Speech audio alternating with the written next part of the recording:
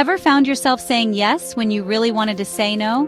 Or feeling drained after giving too much of your time, energy, or emotional space to others? If so, we're here to let you know that you're not alone. Today, we're talking about how to set boundaries. Here's the key factor: without feeling guilty. And trust me, I know it's easier said than done, but whether you're a working professional trying to reclaim your time or a parent balancing endless responsibilities, boundaries are key to protecting your well-being. So, let's break it down.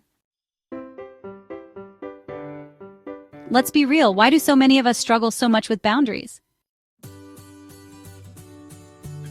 Why do we struggle so much with boundaries?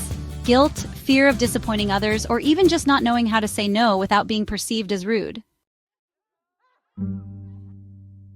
But here's the thing, boundaries are not about shutting people out. They're about protecting your time, energy, and emotional well-being.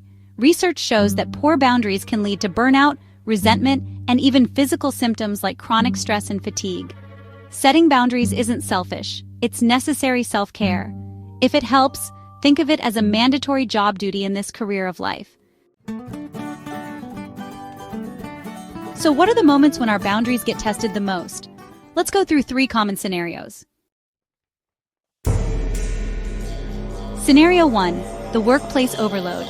Your boss keeps piling on projects and you feel like you can't say no. You're answering emails at midnight, skipping lunch, and constantly feeling on edge. How to set a boundary. Instead of saying, "Sure, I'll take it on," try, "I'd love to help, but I'm currently at capacity. Can we prioritize tasks or discuss a more realistic deadline?" Be clear but professional. Your time, and what's more, your energy is valuable. Scenario 2, the parent overwhelm. Your child's school is asking for volunteers, your extended family expects you to host every gathering, and your kids' activities are constantly pulling you in different directions. How to set a boundary. Instead of feeling guilty, say, "I appreciate the opportunity, but I can't commit to that right now. I'd love to next week when my schedule permits." Model healthy boundaries for your kids. If they see you protecting your time, they'll learn to do the same. Scenario 3, the overbearing friend or family member.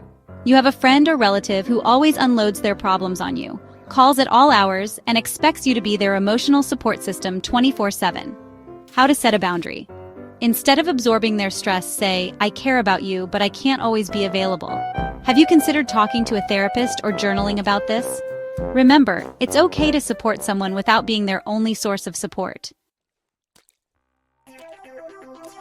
If you're still feeling guilty about setting boundaries, let's talk science.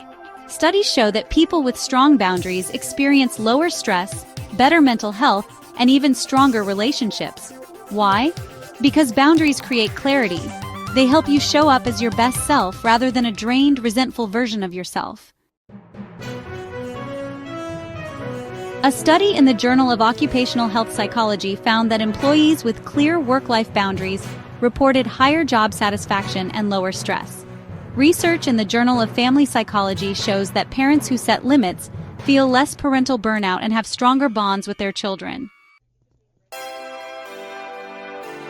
All right, now that we know why boundaries matter, how do we assert them confidently? 1. Use I statements. Instead of blaming, say, "I need some time for myself," rather than, "You always take up my time." 2. Start small.